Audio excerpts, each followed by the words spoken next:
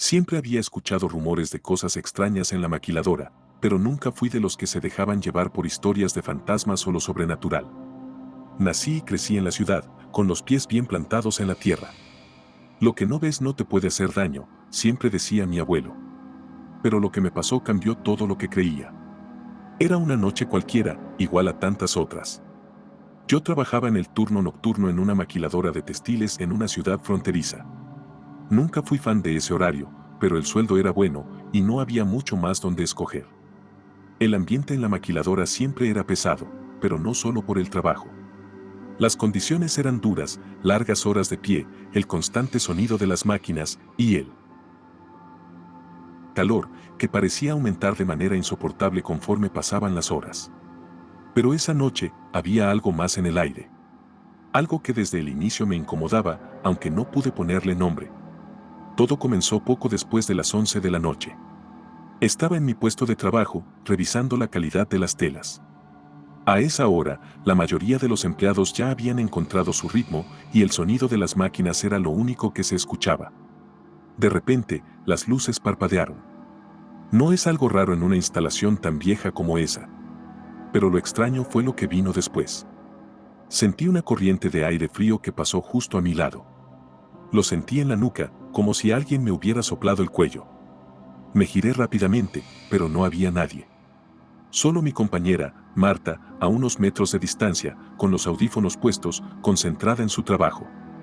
El aire acondicionado estaba apagado, como siempre. Hacía demasiado calor para que algo así se sintiera tan real.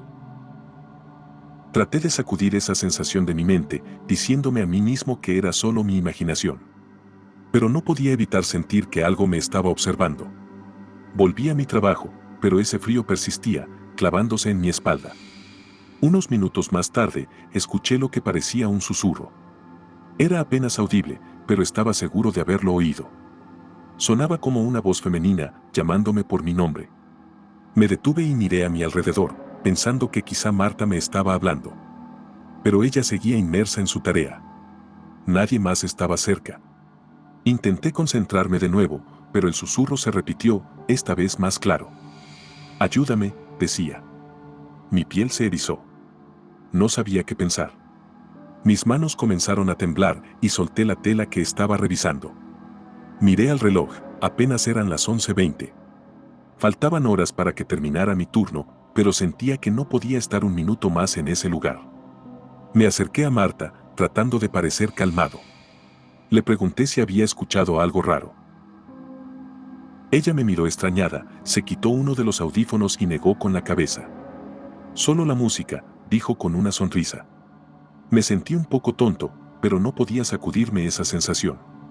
Algo no estaba bien.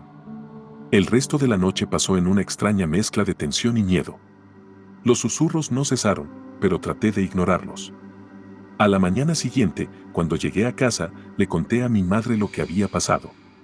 Ella me miró con una expresión seria. Me dijo que, hace muchos años, había habido un incendio en la maquiladora. Una mujer había quedado atrapada dentro y había muerto.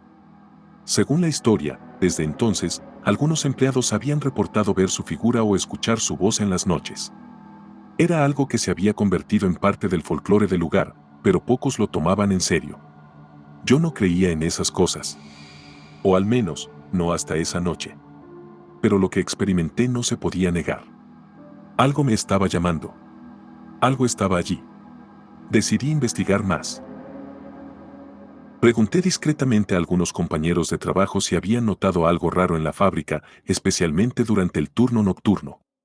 La mayoría se rieron o simplemente ignoraron la pregunta, pero hubo algunos que me contaron sus propias experiencias.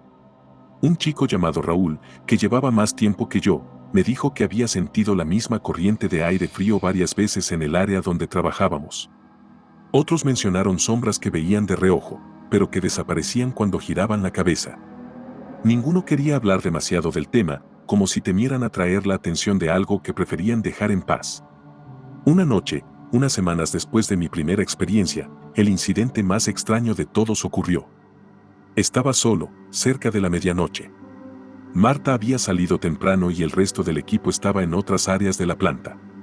Sentí ese mismo frío una vez más. Esta vez fue más intenso, como si algo estuviera pasando a través de mí. Los susurros comenzaron de nuevo, pero esta vez eran más desesperados. No me dejes aquí, repetía la voz. El miedo me paralizó. No sabía qué hacer. Instintivamente, caminé hacia la salida, pero justo cuando llegué a la puerta, se cerró de golpe frente a mí. Intenté abrirla, pero estaba trabada. Sentí que mi corazón iba a explotar en el pecho. De repente, las luces parpadearon y pude ver una sombra en el extremo del pasillo, una figura femenina, con el cabello largo y suelto, vestida con algo que parecía una bata vieja. Estaba parada allí, inmóvil, mirándome. No podía moverme. Mis piernas no respondían, como si algo me estuviera manteniendo en el lugar. La figura comenzó a avanzar lentamente hacia mí, sus pasos apenas audibles sobre el concreto. Mi mente me gritaba que corriera, que gritara, que hiciera algo, pero no podía. Justo cuando la figura estaba a solo unos metros de mí, las luces se apagaron por completo. El silencio que siguió fue ensordecedor. Ya no podía ver nada, ni siquiera la sombra. Pero entonces sentí una mano fría posarse en mi hombro. Fue un toque suave, pero el terror que me provocó fue indescriptible. Grité y me aparté, tambaleándome hacia atrás. Las luces volvieron a encenderse de golpe y la figura ya no estaba. La puerta, que antes estaba trabada, se abrió con facilidad. Salí corriendo de la maquiladora esa noche. No volví en varios días. Pedí unos días libres, alegando que estaba enfermo, pero la verdad es que no podía soportar la idea de volver a ese lugar. Aún puedo sentir ese frío en mi piel, como si la mano que me tocó esa noche nunca se hubiera ido del todo. Cuando regresé, traté de mantenerme ocupado, evitando pensar en lo que había pasado. Pero el lugar nunca volvió a ser el mismo para mí. Cada vez que paso por el pasillo donde vi aquella figura, siento un escalofrío recorrer mi espalda. Y, de vez en cuando, todavía escucho esos susurros. No puedo evitar preguntarme si, de alguna manera, esa mujer sigue atrapada allí, esperando a que alguien la ayude. Desde entonces, he escuchado más historias de compañeros que han vivido experiencias similares. Algunos hablan de puertas que se cierran solas, de sombras que parecen seguirte en la oscuridad y de esa voz femenina que nunca se calla. Pero nadie quiere admitir abiertamente lo que realmente creemos, que la maquiladora está maldita y que algo, o alguien, sigue habitando en esos pasillos, atrapado entre el fuego del pasado y la soledad de la muerte. No sé cuánto tiempo más podré seguir trabajando aquí. Cada noche es una batalla contra mis propios nervios. Pero hasta que encuentre otra opción, no me queda más remedio que seguir adelante y esperar que, algún día, esa mujer encuentre la paz que tanto busca.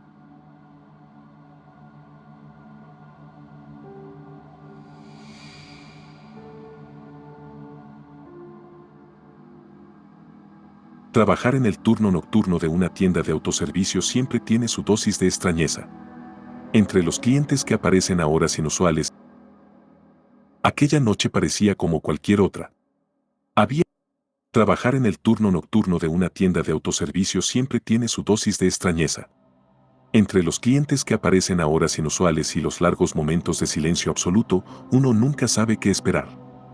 Yo llevaba casi un año trabajando en una tienda de conveniencia que estaba a las afueras de la ciudad, cerca de una carretera secundaria. No era un lugar concurrido, pero siempre había suficientes ventas como para justificar que alguien estuviera allí las 24 horas. Aquella noche parecía como cualquier otra. Había llegado a mi turno a las 10 de la noche y el único compañero que tenía se había marchado a medianoche. Los siguientes 6 o 7 clientes fueron personas habituales, camioneros que se detenían a tomar café, un par de adolescentes buscando botanas y una señora mayor que vivía cerca y siempre venía a comprar leche. Todo dentro de la rutina. Pasada la 1:30 de la madrugada, el lugar estaba completamente vacío. Me encontraba organizando algunos productos en los estantes cuando noté algo raro en las cámaras de seguridad. En una de las pantallas vi una figura en la esquina del estacionamiento, apenas iluminada por la luz de los faroles. Me acerqué al mostrador para observar mejor, pensando que podría ser alguien buscando entrar a la tienda.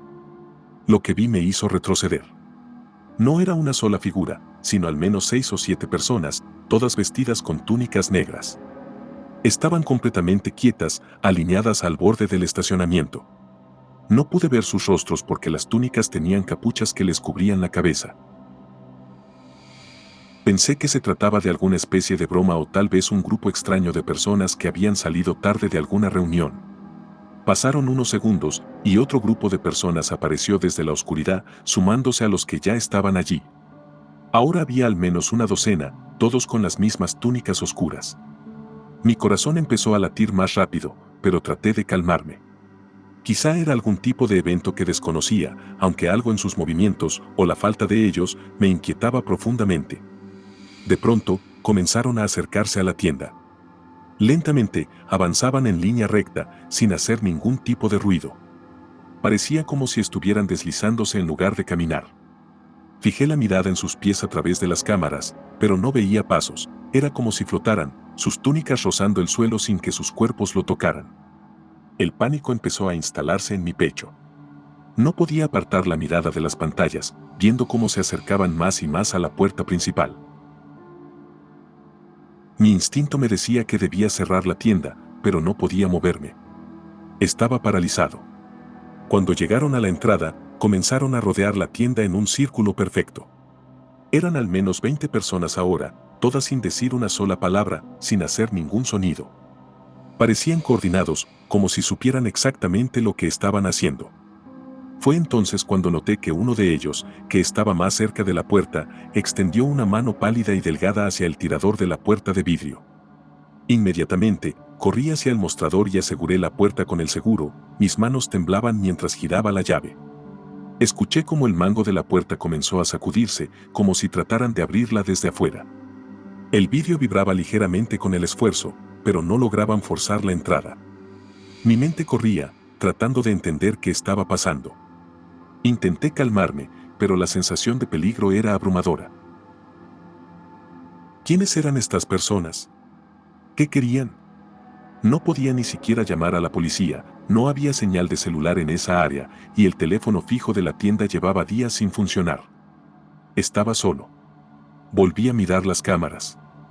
A través de los monitores, vi cómo seguían moviéndose alrededor de la tienda, pero ninguno lograba abrir la puerta. Algunos de ellos se inclinaban hacia los ventanales, como si quisieran ver adentro, pero yo estaba agachado detrás del mostrador, tratando de no hacer ruido. Desde mi posición, apenas podía ver sus siluetas pasar una y otra vez frente a las ventanas. El tiempo parecía detenerse. El sonido del mango de la puerta dejó de moverse y el grupo simplemente permaneció allí, en completo silencio. El miedo me mantenía inmóvil, escuchando mi propia respiración acelerada y el latido de mi corazón que resonaba en mis oídos. Después de lo que parecieron horas, aunque seguramente solo fueron unos minutos, comenzaron a retirarse. No fue de la forma en la que uno esperaría que alguien se fuera caminando. No. Fue más como si se desvanecieran en la oscuridad. Uno por uno, sus figuras desaparecieron hacia la carretera, flotando de la misma forma en la que habían llegado. Se deslizaban con una suavidad inquietante hasta que el estacionamiento quedó completamente vacío. Esperé al menos media hora antes de atreverme a levantarme del mostrador. Todavía me temblaban las piernas cuando caminé hacia la puerta para asegurarme de que realmente se habían ido. Miré hacia afuera, pero no había señales de ellos, ni huellas en el suelo. Era como si nunca hubieran estado allí. Esa noche, no pude trabajar el resto de mi turno con normalidad. Me quedé sentado detrás del mostrador, vigilando constantemente las cámaras, esperando que volvieran. Pero no lo hicieron. Cuando llegó la mañana y mi relevo entró a trabajar, le conté lo que había pasado. Me miró como si estuviera loco, y por un momento, pensé que tal vez lo había imaginado todo. Pero cada vez que reviso las cámaras de seguridad, recuerdo esa noche. Aunque no grabaron nada, el miedo que sentí fue tan real que sé que algo sucedió. No sé quiénes eran esas personas, ni qué querían, pero desde esa noche, ya no puedo quedarme solo en la tienda durante el turno nocturno. Algo fuera de lo normal pasó, y no tengo explicación para ello. Solo espero que no vuelvan.